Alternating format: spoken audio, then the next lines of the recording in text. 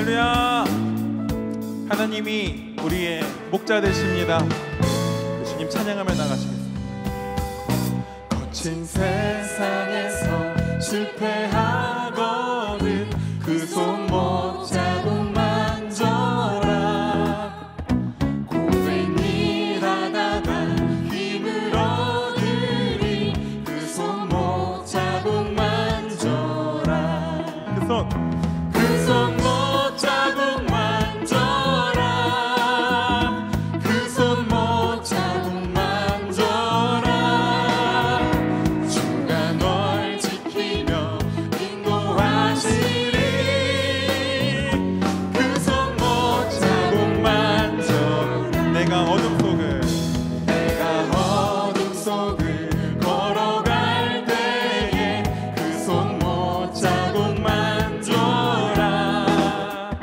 주가 참 평안을 내게 주시니 그 손목 자국 만져라. 내가 부활의 주, 내가 부활의 주 따라가려면 그 손목 자국 만져라. 내가 주 안에서 길이 살리라. 그 손목 자국 만져. 하나님 찬양합니다. 그 손목 자국 만져라. 그 손목 자국 만져라. 아멘. 주가 널 지키며 인도하시리. 그 손목 자국 만져. 우리 목소리로 너의 죄악의 짐, 너의 죄악의 짐 무거울 때에 그 손목 자국 만져라. 마음 문 열고서 주를 모셔라. 그 손목 자국 만져라. 그 손목 자국 만져라. 그 손목 자국 만져라. 주가 널 지키며 인도하시리. 그 손목 자국. 우리 하나님 십자가 사랑 찬양합니다. 그 손목 자국 만져라. 아멘.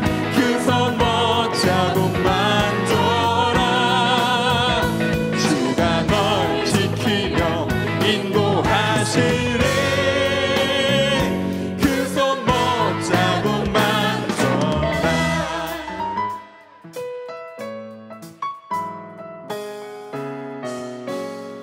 하나님 사랑합니다.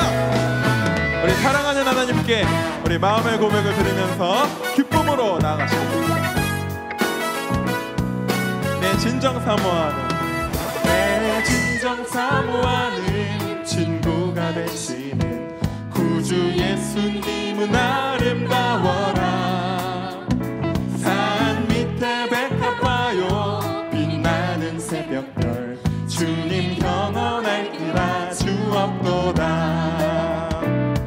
내 맘이 아플 적에 큰 위로 되시며 나 외로울 때 좋은 친구라. 아멘.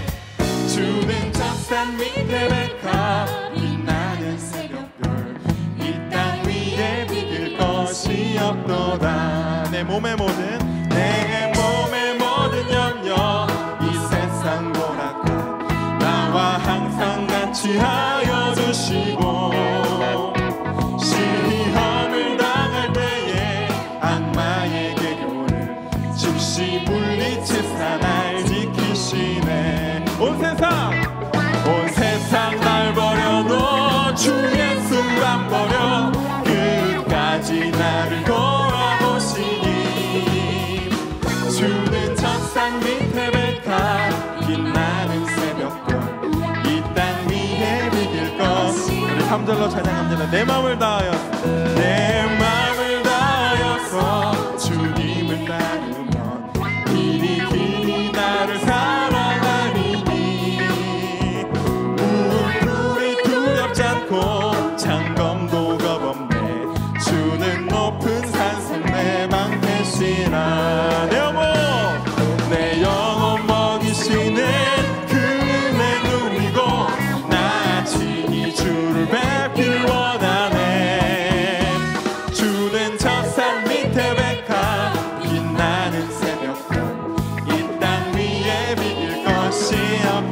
한 번 더. 내 마음이 아플 적에, 내 마음이 아플 적에 큰 위로 되주며 나 외로울 때도 친구라.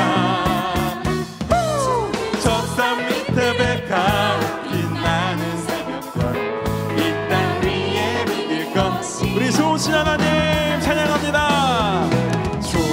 좋으신 하나님, 좋으신 하나님, 참 좋으신 나의 하나님. 더 큰 목소리로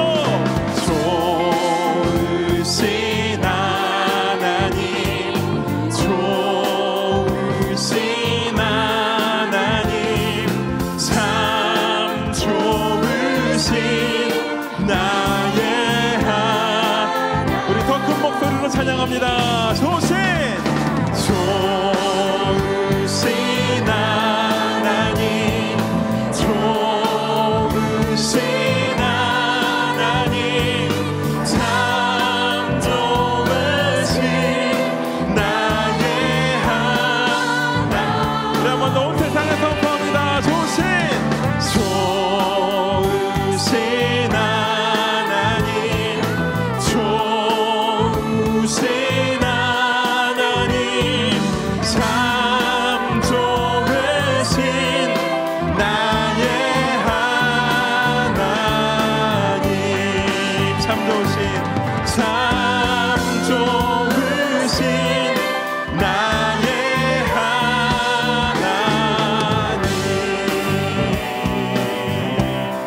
할렐루야. 하나님이 내 인생의 가장 좋으신 분입니다. 아멘. 우리 하나님께 박수 한번 돌립니다.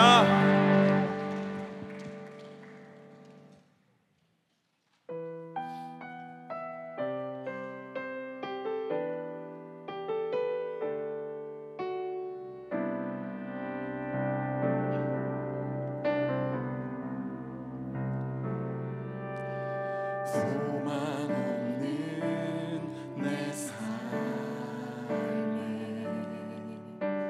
새 생명 허락하신 날 향한 주님의 은혜,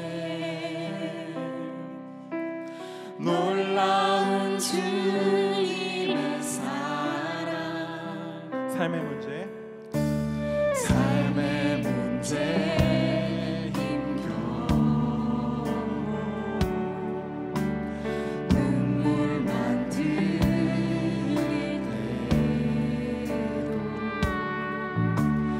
날 안아주시는 주님, 한없는 주님의 사랑 나 찬양하니 나의 믿음 주께 드려 나의 삶이 주를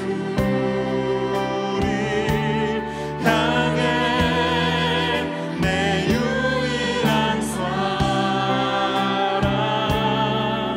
되신 주께 내 삶 드리리. 나의 믿음 주께 드려 나의 삶이 주를 향해 내 유일한 사랑 되신 주께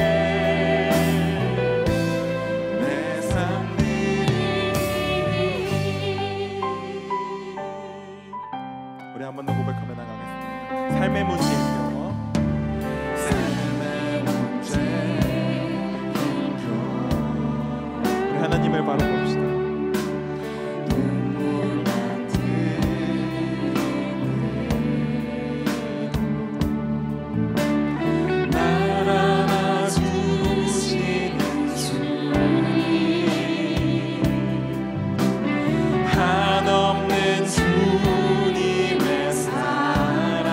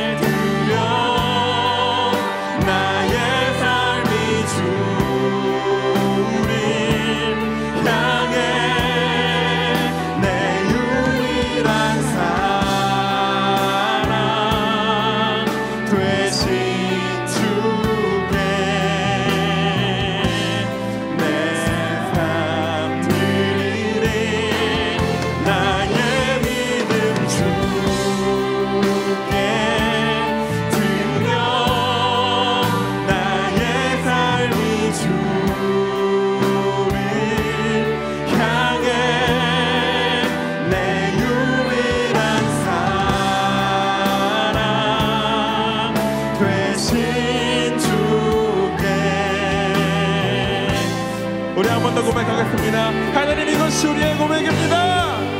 나의 믿음 주께 드려내, 나의 삶이 주를 향해 내 유일한 사랑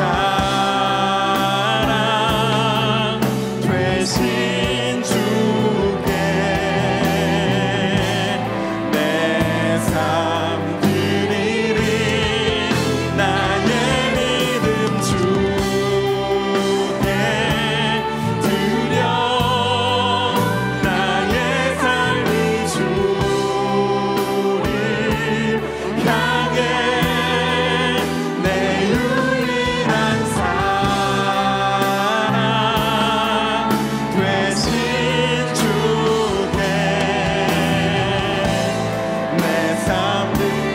주님의 것입니다.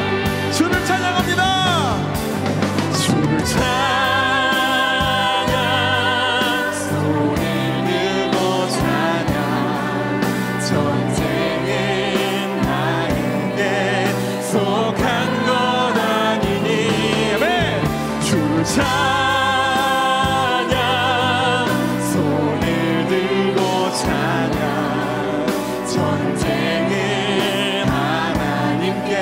속한 것. 우리 인생 주님께 올려드립니다. 주를 찬양, 주를 찬양, 손을 들고 찬양, 전쟁은 나에게 속한 것 아니니. 주를 찬양,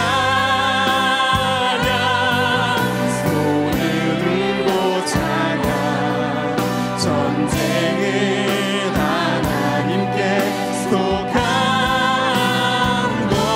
전쟁은 하나님께 속한 것이니. 전쟁은 하나님께 속한 것이니.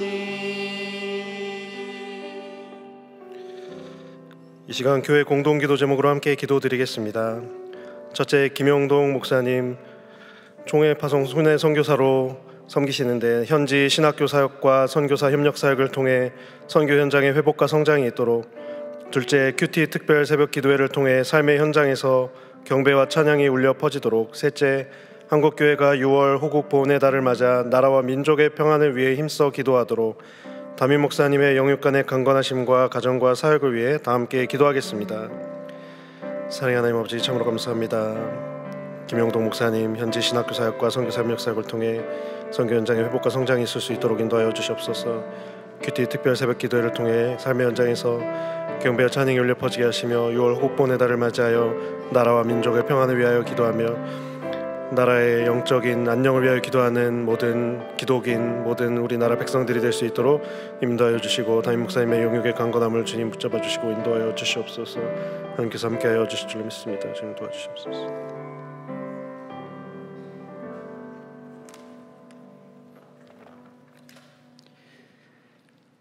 내가 주를 알기 전 주가 먼저 찾아오셔서 주를 만나고 주를 알게 하셨습니다.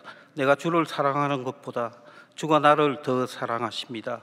수고하고 무거운 짐진 자 다 내게 오라 하시고 내가 너를 치게 하리라고 하십니다. 내니 담대하라. 너를 버리지도 떠나지도 않겠다고 하십니다. 지금도 붙잡아 주셔서 찬송이 있고 기도가 있는 예배의 자리로 이 저녁 불러주시니 감사합니다. 인생은 즐거운 시간, 기쁨의 시간도 있지만 상심의 시간도 있습니다. 내가 계획했던 것, 일상적으로 했었던 당연한 것들이 한순간에 무너지고 나의 힘으로 감당하지 못할 순간도 생깁니다.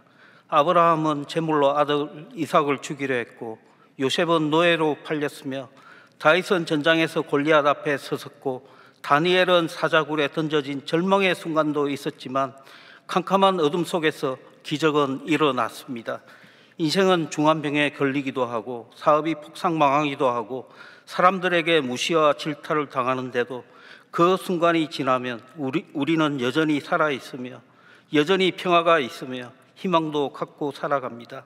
살아가는 순간순간이 기적이고 하나님의 은혜이고 선물임을 알게 됩니다. 건강을 잃고 나서야 사람이 얼마나 연약한지 알게 됩니다. 건강해지면 새롭게 살겠다, 거듭나게 살겠다고 마음먹지만 회복되면 아플 때의 생각을 까먹습니다. 과거의 모습으로 돌아갑니다. 사람은 변화되기 어렵습니다. 그래서 주님은 거듭나라 하지만 늘 부족한 옛모습으로 삽니다. 변화되어 새롭게 살게 해달라고 주님께 기도하고 간구합니다. 하나님을 만나는 것, 알아가는 것, 사랑하는 것이 결코 쉽지 않습니다. 마음을 다하고 뜻을 다하고 힘을 다하여 주 여호와 하나님을 사랑하라고 하셨는데 우리의 마음과 뜻과 힘은 다른 곳을 향할 때가 많은 부족한 이들입니다. 주 한 분으로 만족하는 인생 되기를 기도합니다. 김현준 담임 목사님의 가정과 사역을 위하여 기도합니다. 영육간의 강건함으로 담당한 사역을 넉넉하게 감당할 수 있도록 지켜주시고 오늘 말씀 전하는 이충훈 목사님을 통하여 은혜가 넘치는 시간 되게 하여 주옵소서. 큐티 특별 새벽 기도회를 통해 삶의 현장에서 경배와 찬양이 있게 하시고 곳곳에서 봉사하는 성김의 손길도 기억하여 주시고 축복 내려 주옵소서. 주여, 우리를 불쌍히 여기시어 늘 요구만 하는 우리의 기도를 들어주시고 이루어 주시길 원합니다. 바라옵기는 돈 냄새, 권력의 냄새, 세상의 물질적인 냄새가 아닌 생명의 냄새, 믿음의 냄새, 예수의 냄새가 나는 인생 되게 하시고 세상이 주지 못한 평안을 주 안에서 느끼며 살아가게 하여 주옵소서. 예수님 이름으로 기도합니다.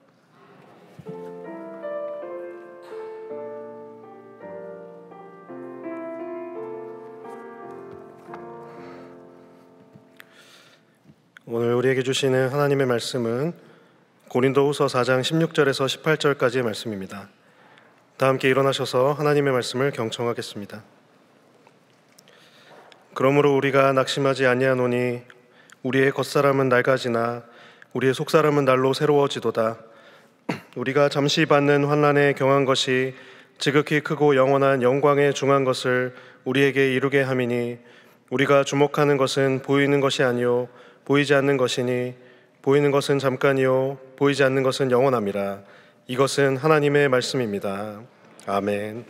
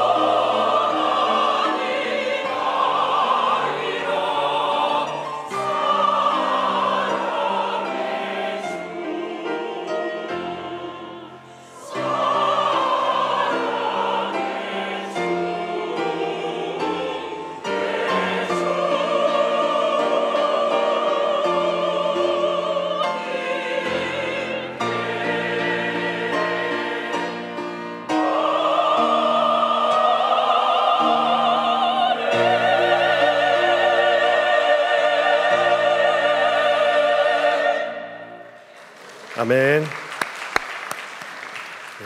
감사합니다. 건강한 신체에 건강한 정신이 깃든다라는 격언이 있습니다. 한 번쯤 들어보셨을 텐데요. 기원후 1세기 후반에서 2세기 초반에 활동했던 로마의 시인 유베날리스가 쓴 시 가운데 한 구절을 인용한 것입니다.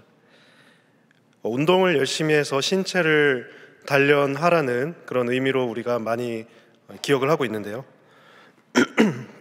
그래서 이 서구사회는 육체를 이제 강조하고 또 운동을 강조한 나머지 이제 스포츠를 만들고 또 그것들을 겨루는 올림픽 경기를 이제 만들게 되었습니다. 올해도 이제 파리에서 올림픽이 개최가 될 텐데요.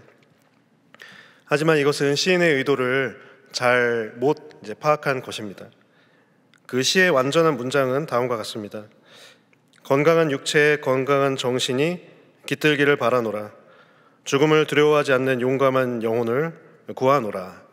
이것이 이 시의 구절입니다. 그런데 이제 앞에만 따와가지고 건강한 육체에 건강한 정신이 깃든다, 이렇게 운동을 강조하는 격언처럼 이제 만들어 버린 것입니다.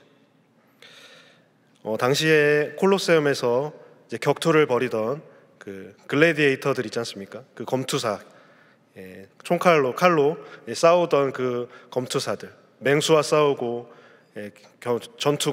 결투가들끼리 싸우고, 이런 싸움의 현장에서 육체만 강조하는 그런 모습들이 너무 드러났기 때문에 그러한 검투사들도 정신을 가다듬으면 좋겠다, 그런 취지에서 이 시를 쓴 것입니다. 그러나 우리가 주목할 사실은 로마의 지성들조차도 육체와 정신의 고른 단련을 강조를 했다는 사실입니다. 육체뿐만이 아니라 정신도 단련을 시켜야 한다는 것을 이미 알고 있었습니다. 바울의 육신은 연이은 선교 여행과 핍박, 그리고 개인적인 질병으로 인하여 날마다 쇠해져 가고 있었는데요. 육신의 쇠함과는 반대로 그의 속사람, 즉 영혼은 날마다 새로워져 간다고 고백하고 있습니다. 바울이 이야기하는 속사람의 모습들에 관해서 오늘 말씀을 나누고자 합니다. 먼저 첫째로 속사람은 날마다 새로워집니다. 바울은 1절에서 낙심하지 아니하고라는 표현을 이미 썼습니다. 그러면서 낙심하지 말아야 할 이유들을 이제 자세히 이야기를 했는데요. 다시 16절에서 낙심하지 아니하고라는 말을 다시금 사용함으로써 자신이 진짜로 낙심하지 않는 것에 대해서 강조를 하고 있습니다. 아무리 외적인 핍박과 환난과 육체적인 질병이 올지라도 나는 낙심하지 않겠다. 그리고 그 근거처럼 사용하고 있는 것이 바로 오늘 본문 16절 말씀인데요. 우리 16절 말씀을 함께 읽도록 하겠습니다. 그러므로 우리가 낙심하지 아니하노니 우리의 겉사람은 낡아지나 우리의 속사람은 날로 새로워지도다. 바울은 겉사람과 속사람을 비교하며 이야기를 합니다. 겉사람은 죽어서 흙으로 돌아갈 수밖에 없는 육신을 의미합니다. 제한된 육체를 가진 이 시대의 인간, 즉 육체를 가진 사람의 그 겉모습을 뜻합니다. 바울의 육신은 계속 소모되어 가고 있었습니다. 체력이 많이 남지 않았습니다. 얼마 안 가면 이제 꺼질 것 같은 그런 휴대전화처럼 그 소진된 육신을 가지고 하루하루 살고 있었습니다. 그러나 이에 반하여 속사람은 날로 새로워지고 있다고 고백을 하고 있는데요. 바울이 살던 당시에는 로마가 정치를 지배하고 그리스가 문화를 지배하던 시절이 아니겠습니까? 이로 인하여 바울의 말과 생각이 마치 헬레니즘의 사조를 이제 띠고 있다, 또는 영지주의적인 사고를 갖고 있다, 이렇게 오해하는 학자들이 있더라고요.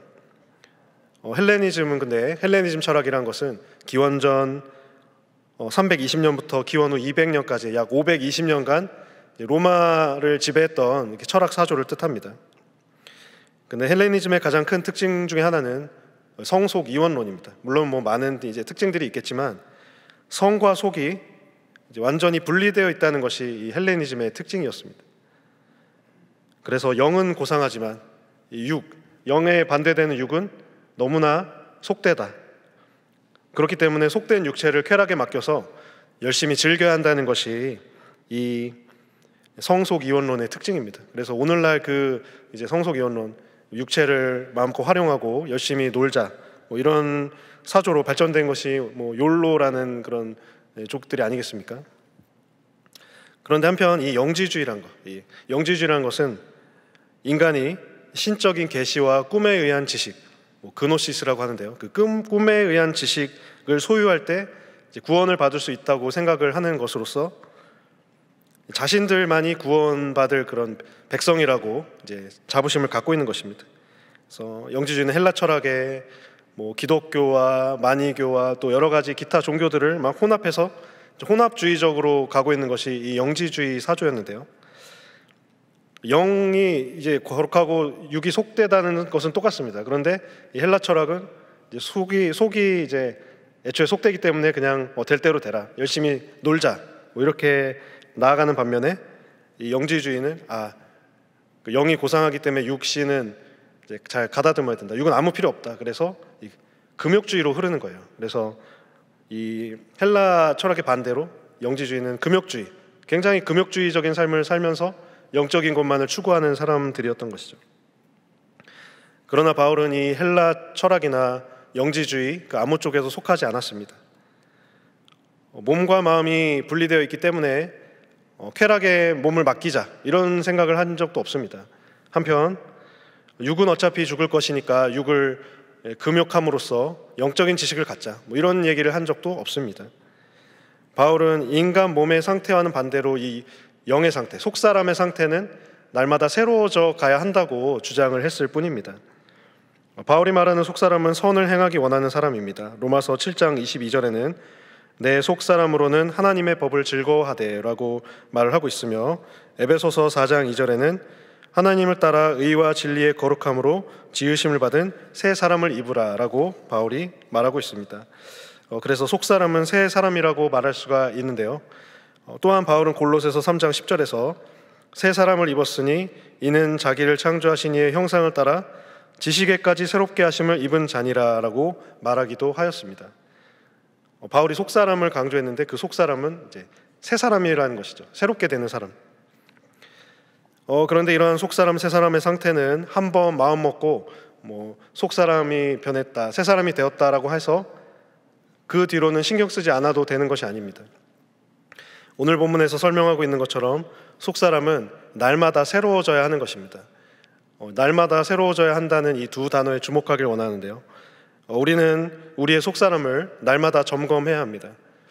우리가 어떤 물건이나 사물이나 어떤 뭐 재산이나 장소를 관리하기 위해서도 그 어떤 점검 리스트들을, 체크리스트를 만들어서 체크를 하는 모습들을 볼 수가 있습니다. 뭐는 어떻게 하고 뭐는 어떻게 하고, 뭐 비근한 예로 우리가 이제 집 밖을 나올 때 뭐 현관문 앞에 이렇게 가지고 나가야 할 물건들 목록을 뭐 적어놓거나, 뭐 빠뜨리는 것이 없나, 뭐 가스불은 껐는지 전기는 껐는지, 뭐 이런 체크리스트를 적어놓은 분도 있지 않습니까?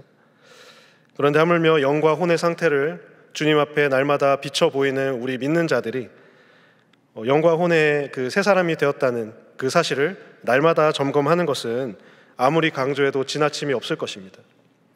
또한 속사람은 새로워져야 합니다.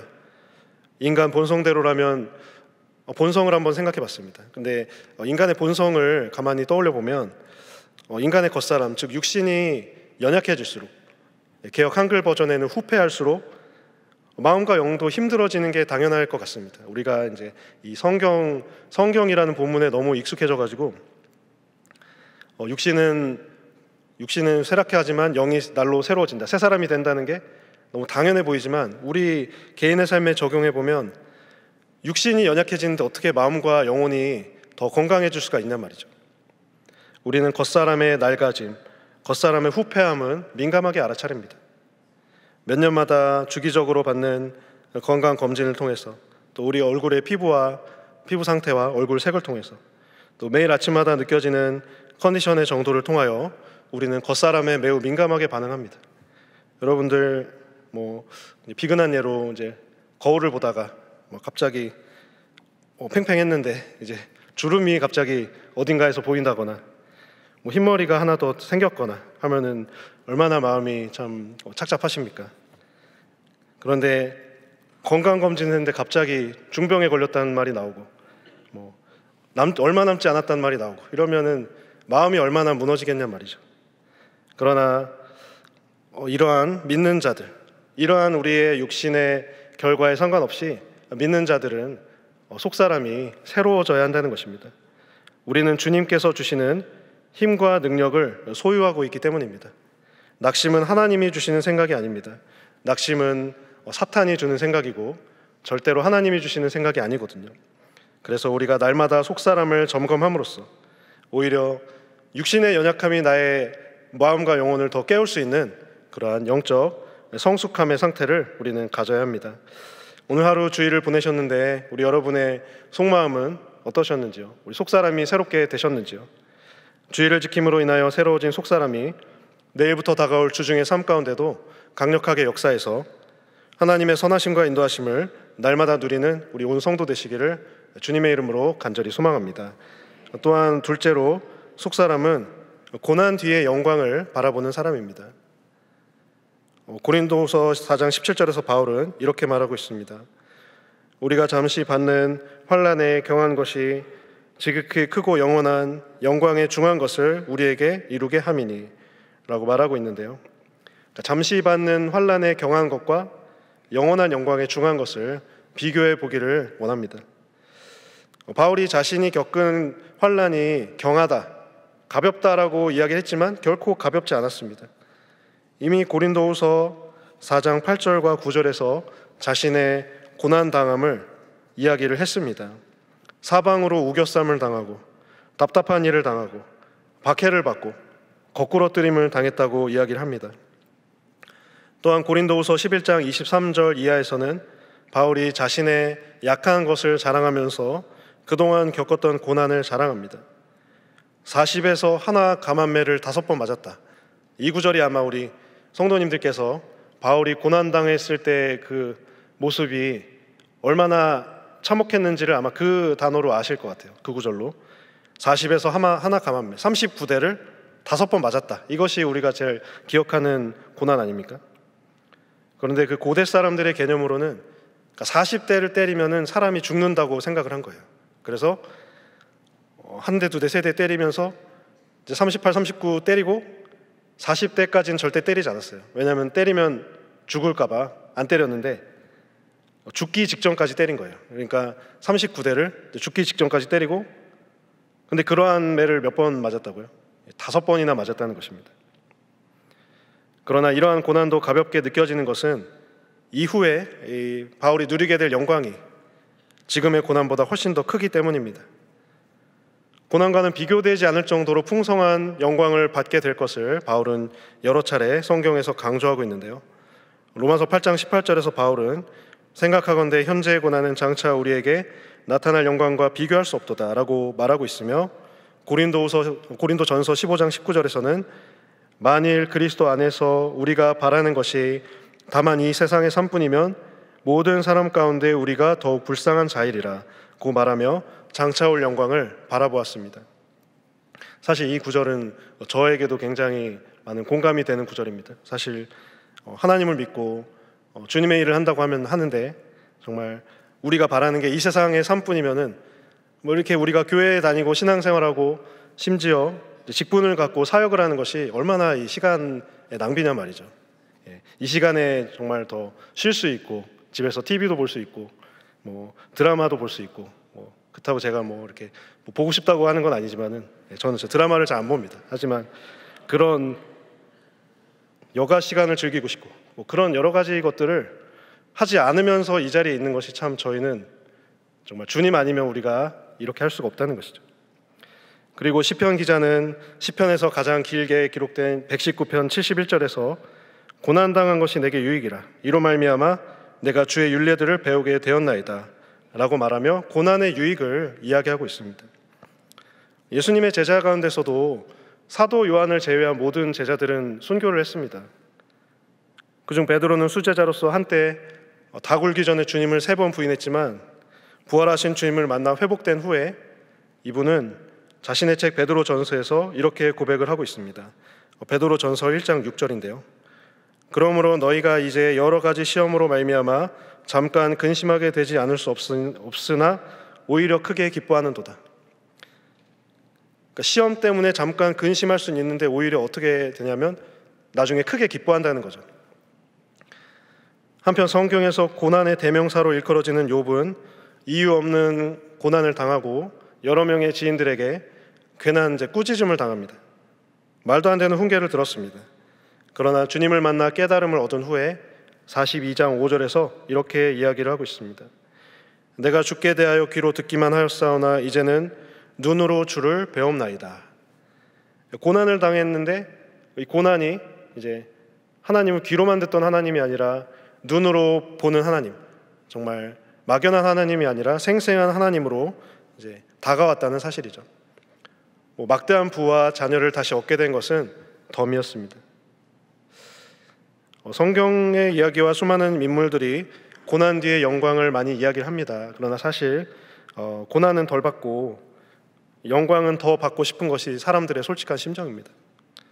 성경은 성경이고 삶은 삶이다 라고 이제 분리해서 생각하는 분들도 많이 있습니다.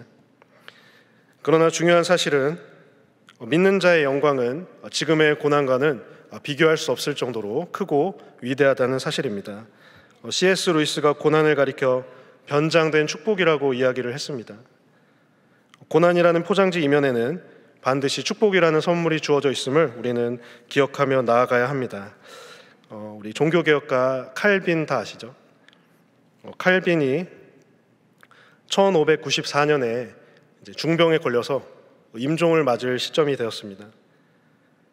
두통, 천식, 소화불량, 열병, 담석증 등의 각종 질병에 걸렸다고 하더라고요. 4월 25일에 유언장을 썼는데 자신을 구원해 주신 하나님께 감사하며 평생 동안 복음을 전하며 살게 하신 주님께 감사하는 내용을 담았습니다. 그리고 가족들에게 얼마 안 되는 유산을 좋은 데 써달라며 제네바 대학과 가난한 외국인에게 유산을 부탁했습니다. 자신이 분출한 노가 있다면 용서해달라고 지인들에게 사죄했습니다. 4월 28일부터 몸이 너무나 힘들어서 침대에서 일어날 수 없었지만 제자들에게 사역에 충실하고 낙심하지 말 것을 권면을 했습니다. 그리고 한 달 뒤 5월 27일에 칼빈은 평화롭게 주님의 품에 안겨 영원한 안식을 누리게 되었는데요. 제자들의 기록에 따르면 칼빈은 너무나 평온하고 손발에 경련도 없었고 심지어 깊은 숨을 내쉬지도 않았다고 합니다. 아마 가쁜 숨이었을 것입니다. 그런데 헐떡거림도 전혀 없었다는 것이죠.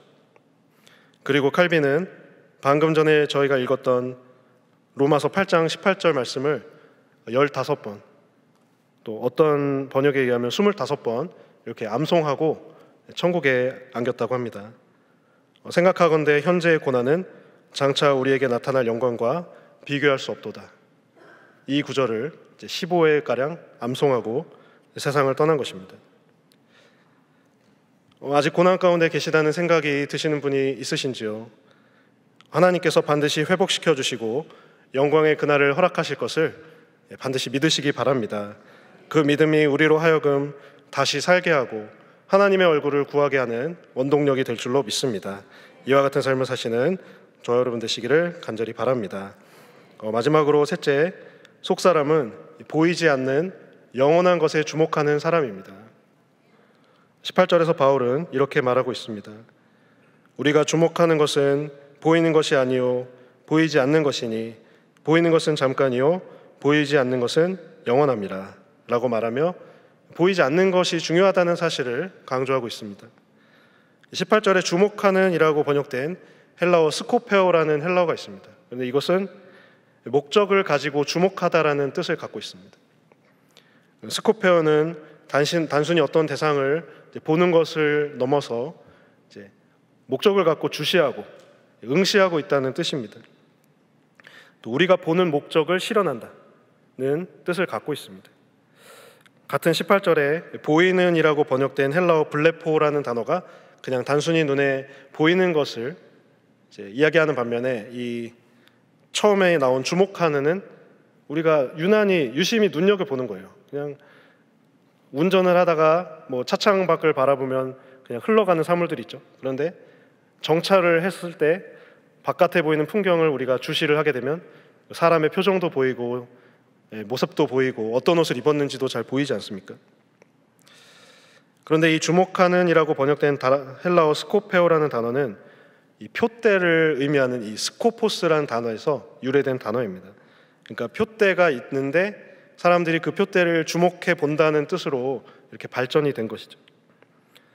표대는 무엇입니까? 목표로 세우는 기둥이라는 뜻으로 이 고대 이 마라톤 42.19km를 뛰는 그 마라톤의 결승점에 이 표대를 세워놓은 거예요. 그래서 모든 경주를 하는 그 마라토너들이 그 표대를 향해서 42.19km를 달려갈 수 있도록 이제 조치를 한 것입니다. 그렇기 때문에 이 표대라는 말은 경주자들, 마라톤을 하는 사람들의 심정이 담긴 단어라고 할 수가 있습니다. 그런데 바울이 이 보이지 않는 것을 표대 삼아 주목하라고 하는 것은 당시 고린도 교회 교인과 사람들이 그렇게 살지 않았기 때문에 표대를 향해서 사십시오, 보이지 않는 것을 주목하십시오 라고 권면을 하는 것입니다. 고린도후서 5장 7절에 바울은 이렇게 말하고 있습니다. 이는 우리가 믿음으로 행하고 보는 것으로 행하지 아니함이로라. 바울의 대적자들은 현세의 삶을 보이지 않는 것으로 사는 것이 아니라 보이는 것, 즉 에이도스에 집착하여 보이는 것만 따르며 살았습니다. 그러나 바울이 삶을 바라보는 시각은 보이는 것이 아니라 믿음의 토대를 둔 삶이었거든요. 믿음은 눈에 보이지 않는 하나님의 세계, 즉 하나님의 나라를 소망하면서 살아가는 것이었습니다. 바울은 로마서 8장 24절에서 우리가 소망으로 구원을 얻었음에 보이는 소망이 소망이 아니니 보는 것을 누가 바라리요 라고 말을 하고 있으며, 빌립보서 3장 17절에는 형제들아 너희는 함께 나를 본받으라. 그리고 너희가 우리를 본받은 것처럼 그와 같이 행하는 자들을 눈여겨보라라고 이제 권면을 하고 있습니다. 그래서 보는 것, 눈여겨보는 것, 이것이 바로 주목하는 것의 또 다른 번역이라고 할 수가 있습니다. 사도 바울은 보이지 않는 영원한 것에 주목하라고 자꾸 이야기하지만 우리의 삶은 보이는 일시적인 것에 국한된 삶을 사는 것이 아닌가, 이런 생각이 문득문득 들고 있습니다. 물론 믿는 자들도 부강하고 평안하고 풍족하게 살 권리가 있고 건강하게 살 권리가 있고 또 좋은 건강을 유지하고 관계를 잘 맺으면서 살 의무와 또 특권이 있습니다. 그런 하나님께서도 그렇게 사는 걸 원하실 겁니다. 그러나 그것이 과연 전부일까, 그런 의문을 품어보는 것입니다. 많은 믿는 분들은 이렇게 좀 생각하는 경향이 있는 것 같더라고요. 제 단견일 수도 있겠는데, 나는 이미 예수 믿고 천국 가기로 이제 작정을 했기 때문에 요거는 이제 요 문제 해결됐다. 그렇기 때문에 이 세상에서의 육신의 문제들을 내가 해결하면서 살아야 되겠다. 그런 생각들을 많이 하시는 것 같습니다. 그래서 믿음적인 부분보다 세상의 부분에 더 신경을 쓰는 모습이 혹 우리 믿는 분들 가운데 있지는 않을까, 그런 염려가 되었습니다. 그런데 과연 그럴까요? 예수 믿고 천국 가고 예수 믿고 영생 얻는다고 믿고 확신하고 사는 것이 믿음의 문제를 전부 해결하는 것일까요?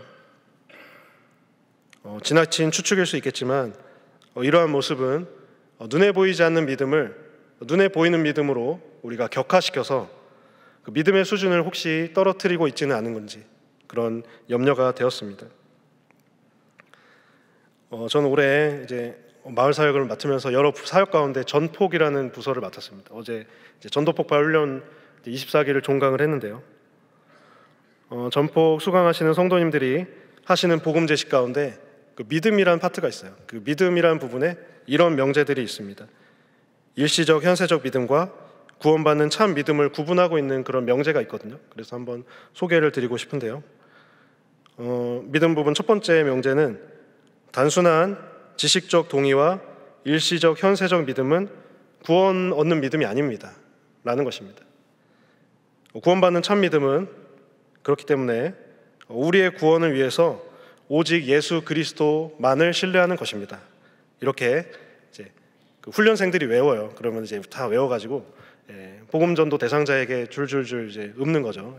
그러면 이제 대상자분들이 그것을 잘 수용을 합니다. 건강 문제, 재정 문제, 자녀 문제와 같은 일시적이고 현세적인 문제를 위해서 그리스도를 의지한다는 것이 나쁘다는 것이 아닙니다. 그러나 이것은 구원으로 인도하는 믿음은 아니라는 사실이죠. 구원받는 참된 믿음은 거기에 있지 않고 오직 예수 그리스도만을 신뢰하는 것에 있다는 사실을 강조하고자 하는 것입니다. 예수님만 믿어야 한다는 것입니다. 실제로 자신의 힘과 능력과 지혜를 믿고 선행을 믿고 건강을 믿고 능력을 믿었던 믿지 않는 부모 형제 자녀들을 믿음으로 구원하기 위해서 수많은 노력과 또 간절한 간구, 또 그들의 마음에 복음을 심어주고자 하는 그 노력들을 한 학기를 결산하면서 많이 보게 되었고 큰 은혜를 받았습니다. 영원함에 대한 감각이 없다면 우리가 전도하고 복음 제시하고 이렇게 교회 나와서 신앙생활하고 이러한 것들이 무슨 의미가 있을까요? 부디 영원을 아는 우리 성도님들로 살아가시기를 간절히 소망합니다. 말씀을 맺고자 합니다. 사랑하는 동안의 성도 여러분, 속사람이 날마다 새로워지시기만을 간절히 바랍니다. 고난 뒤의 영광을 바라보시기 원합니다. 보이지 않는 영원한 것에 주목하시기를 간절히 바랍니다. 그래서 하나님께서 사도 바울을 통하여 말씀하셨던 속사람이 날로 강건하여지는 귀하고 복된 은혜가 있으시기를 주님의 이름으로 간절히 소망합니다. 함께 기도하시겠습니다. 하나님 아버지, 오늘도 주일에 주님을 예배하는 하루를 보내게 하시니 참으로 감사합니다. 날마다 낡아져가고 후패해져가는 겉사람과는 반대로 우리의 속사람이 날마다 새로워짐을 받게 하여 주옵소서. 마음과 영혼이 성장하고 성숙해지게 하여 주시옵소서. 고난 뒤에 영광을 바라보게 하시니 참으로 감사합니다. 현재의 고난은 장차 올 영광과 좋게 비교할 수 없다고 하셨사오니 고난 중에 있는 분들이라면 미래의 영광을 생각하며 고난을 이겨내게 하시고, 고난을 통과한 분들이라면 맞이할 영광을 기쁨으로 기다리게 하여 주시옵소서. 보이지 않는 영원한 것에 주목하게 하여 주옵소서. 일시적이고 현세적인 것에만 마음을 두고 신앙생활하지 않게 하시고 영원한 표대를 향하여 나아가며 주님을 바라보며 살아가는 저희들이 되게 하여 주시옵소서. 예수님의 이름으로 기도합니다. 아멘. 교회 소식을 전해드리겠습니다. 다음 주일은 교회 창립 66주년 기념주일로 드립니다. 참고해 주시기 바랍니다. 또한 내일부터 큐티 특별 새벽 기도회 2주차가 진행됩니다. 우리 모든 성도님들의 많은 참석을 부탁드리겠습니다. 나머지 광고는 주보를 참조해 주시기 바랍니다. 찬송가 436장 찬송하시겠습니다.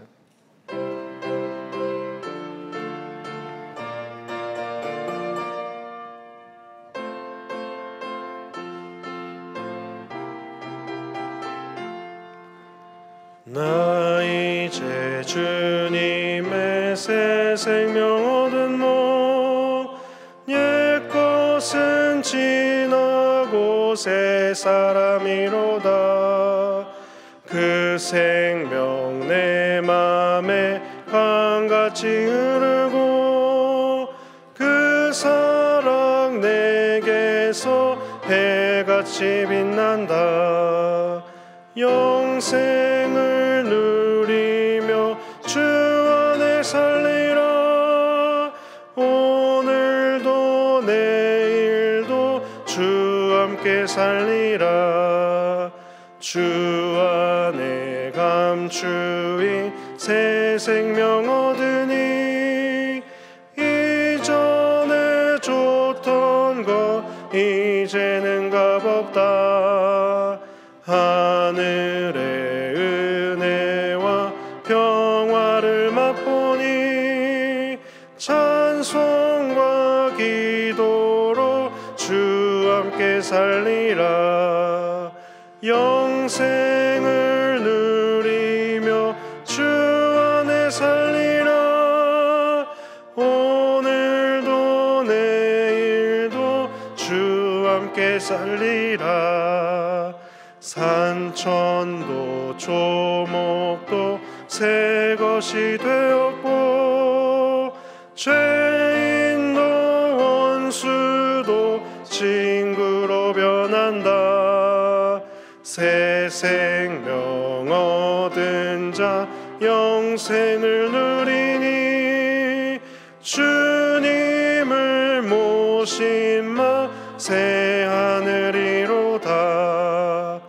영생을 누리며 주 안에 살리라.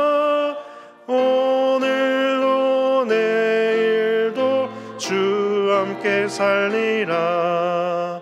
주 따라가는 길 험하고 멀어도 찬송을 부르며 뒤따라가리라. 나 주를 모시고 영원히 살리라. 날마다 섬기며 주 함께 살리라. 영생을 누리며 주 안에 살리라. 오늘도 내일도 주 함께 살리라. 이제는 우리 주 예수 그리스도의 은혜와 아버지 하나님의 사랑과 성령님의 교통하심이 후패해져가는 겉사람을 뒤로하고 속사람이 날로 새로워져 주신 구원을 간직하며 지속해 나가기를 간절히 소원하는 요금의 모든 성도님 위에, 저들의 가정과 일터와 삶의 터전 위에 이제로부터 영원토록 함께하옵시기를 간절히 축원하옵나이다. 아멘.